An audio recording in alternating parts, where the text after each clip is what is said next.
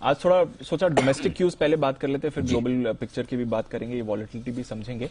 But कैसे देखें sir ये सरकार के कदम को? पेट्रोल डीजल भरवा लिया आज सुबह से? अनफॉर्चुनेटली फ्राइडे को ही भरवाया था। उससे ज्यादा दुख और नहीं हो सकता। हाँ, लेकिन कटौती बढ़ी है, इसमें कोई डाउट नहीं। और कई सारे राज्य सरकार भी अब अपने टैक्स कम कर रहे हैं, तो 9-10 रुपए की कटौती वाकई में साइजेबल है। लेकिन जहां तक इसका इकोनॉमी पर सवाल है, महंगाई पर सवाल है और बाजारों पर सवाल है, ये तीन चीजों के हिसाब से हमें देखना है। पहली चीज तो ये कि महंगाई को काबू में करने के लिहाज से ये कदम है कि चलिए हम पेट्रोल डीजल के दाम अगर 9-10 रुपए कम कर लेते हैं तो जाहिर सी बात है कि एक रिलीफ मिलेगी। रिटेल प्राइसेस कम रहेंगी तो आपके लिए इन्फ्लेशन कम होगा। ये बात सही है, इसका फर्क पड़ेगा और तुरंत पड़ेगा। और लोग अंदाजा लगा रहे हैं कि 1/4 से आधा प्रतिशत तक की महंगाई इसकी वजह से कम हो सकती है। एक बड़ा आंकड़ा है। अब इसमें सवाल यही है कि एक और जहां पेट्रोल और डीजल पर 9 से 10 रुपए तेल कंपनियां नुकसान कर रही है और डीजल पर 25 से 30 रुपए नुकसान कर रही है, तो क्या ये दाम नहीं बढ़ाएंगे? अब तक ये रुके हुए हैं, काफी लंबे समय से रुके 1.5-2 महीने से नहीं बढ़ा। हाँ, क्योंकि पहले तो ये समझ में आ रहा था कि राज्यों के चुनाव थे तो ये दाम नहीं बढ़ा रहे थे, उसके बाद थोड़े दिन बढ़ाए, फिर रुक गए। तो अब बड़ा सवाल है कि अगर केंद्र सरकार, राज्य सरकार ने दाम ड्यूटी घटा देती, टैक्स घटा देती है, लेकिन उसके बाद अगर तेल कंपनियां वापस से दाम बढ़ाना शुरू कर दे तो फिर महंगाई पर तो कोई असर पड़ा नहीं, वापस उसी दो तरीके से देखना होगा। अगर नहीं दाम बढ़ते तो अल्टीमेटली इनका नुकसान जो है उसकी नुकसान की भरपाई भी तो सरकार को ही करनी है। तो या तो इधर दे या उधर दे, देना तो निश्चित है। सो जीरो सम गेम है। कोई बहुत बड़ा फर्क पड़ जाएगा ऐसा मुझे नहीं लगता, पहली चीज। दूसरी चीज दीप है कि अगर एक और रीजन जो हो सकता है इसको बढ़ाने के लिए आज से वो ये कि आपके महंगाई को आप काबू में लाने की कोशिश करेंगे तो आपका रुपया जो गिर रहा है वो थोड़ा संभलने की कोशिश करेगा, बिल्कुल करेगा। अगर पहले आप ये सोच रहे थे कि रुपया $80 हो जाएगा तो अब 79 ही होगा, या 79 सोच रहे तो शायद 78 पे रुक जाए। ये थोड़ा फर्क पड़ेगा रुपए पर, इन्फ्लेशन पर भी थोड़ा फर्क पड़ेगा, रुपए पर भी गिरने से थोड़ा रोकेगा। लेकिन सामने 1 लाख करोड़ का टोटल आपका बिल है। अब उसके सामने सरकार कितना बोरो करती है। अगर आप एडिशनल बोरो करने जा रहे हैं तो वापस वही बात है, राइट। सो अगर आपने बोरो किया तो फिर आपका रुपया कमजोर हो रहा है। सो नो डाउट इस बार जीएसटी कलेक्शंस बहुत मजबूत हैं, टैक्स कलेक्शन उम्मीद करें कि अच्छे होंगे, तो उसको लेकर मुझे लगता है कि उसमें भी बहुत ज्यादा फर्क पड़ेगा ऐसा नहीं है।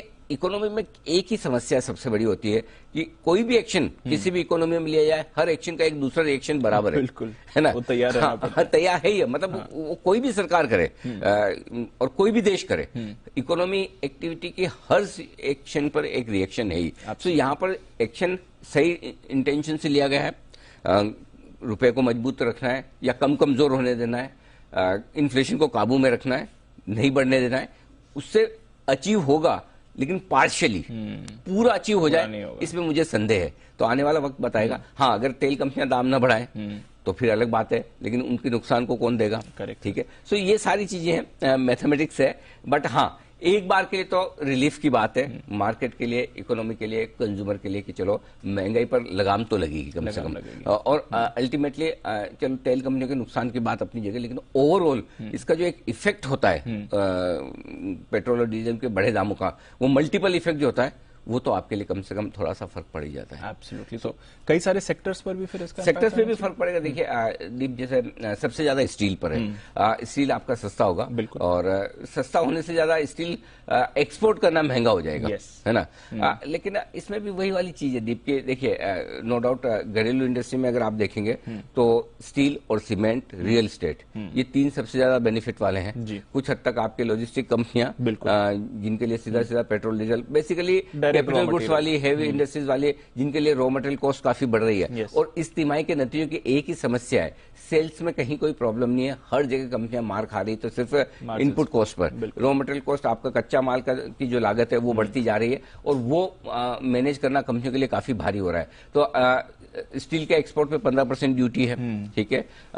कई सारे प्लास्टिक प्रोडक्ट्स जो आप रॉ मटेरियल के तौर पर मंगाते हैं उन पे ड्यूटी कम की गई है, कोकिंग कोल वगैरह इन पे ड्यूटी कम की गई है। तो मेरे ख्याल से ये रॉ मटेरियल सस्ता किया जाएगा, और उससे घरेलू इंडस्ट्री में, घरेलू बाजारों में आपका स्टील का दाम सस्ता होगा, कुछ हद तक सीमेंट का दाम सस्ता होगा, कैपिटल गुड्स वाली कंपनियों को बड़ा फायदा होगा, इसमें तो कोई डाउट नहीं। लेकिन क्या इससे वाकई में गवर्नमेंट को बड़ा फायदा है, इसको दूसरी तरह से भी देखना चाहिए।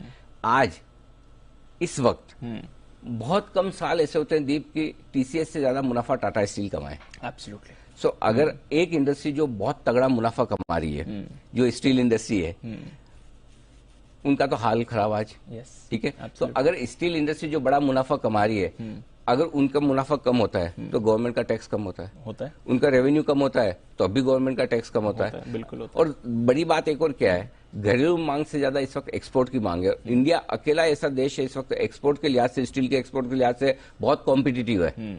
सो ऐसे में आप अपनी एक मजबूत इंडस्ट्री का कंपटीशन खत्म कर रहे हैं, इससे रेवेन्यू का नुकसान सरकार को भी होगा। वही वाली बात है, एक हाथ दे एक हाथ ले। तो अब आपको प्रायोरिटी ये डिसाइड करनी है, सरकार की प्रायोरिटी क्लियर है कि हम ठीक है टैक्स से जो रेवेन्यू आ रहा है उसको छोड़ देंगे, एक्सपोर्ट से रेवेन्यू आ रहा है उसको छोड़ देंगे, प्रोडक्शन से रेवेन्यू आ रहा है वो छोड़ देंगे, लेकिन हम यहां पर कंट्रोल करना चाहते हैं। तो क्लियर कट जो इंटेंशन सरकार का है वो है कि कैसे भी करके महंगाई को काबू में लाना है। बिल्कुल। तो ये आरबीआई गवर्नर साहब की मिड टर्म पॉलिसी के बाद ये दूसरा बड़ा स्ट्रोक है सरकार की तरफ से, ये जो बता रहा है कि सरकार के दिमाग में इस वक्त महंगाई की चिंता बहुत बड़ी है और उसके लिए जो भी कदम उसके साइड इफेक्ट्स को नजरअंदाज करते हुए उसको उठाएंगे, ये पूरा का पूरा है। सो उस लिहाज से अगर आप देखें तो जरूरी नहीं कि बहुत ज्यादा सरकार को उस लिहाज से फायदा हो। जो टैक्स उनको कंपनियों से मिल रहा है, जो कंपनियां अच्छा कमा रही है, उनके लिए नेगेटिव है। सो अल्टीमेटली बात तो बराबर हो जाती है। तो इकोनॉमी पर तो इसका इम्पैक्ट आ सकता है। हाँ, इकोनॉमी पर थोड़ा इम्पैक्ट आएगा अनडाउटेडली, कंपनियों की कमाई पर असर पड़ेगा। और जहां तक बाजार के लिहाज से सेक्टर्स वगैरह का सवाल है, बाजार के लिए न्यूट्रल है दीप, बहुत पॉजिटिव भी नहीं और बहुत नेगेटिव तो खैर है ही नहीं, पॉजिटिव तो और बहुत पॉजिटिव ऐसा नहीं कि इसकी वजह से आप 200 पॉइंट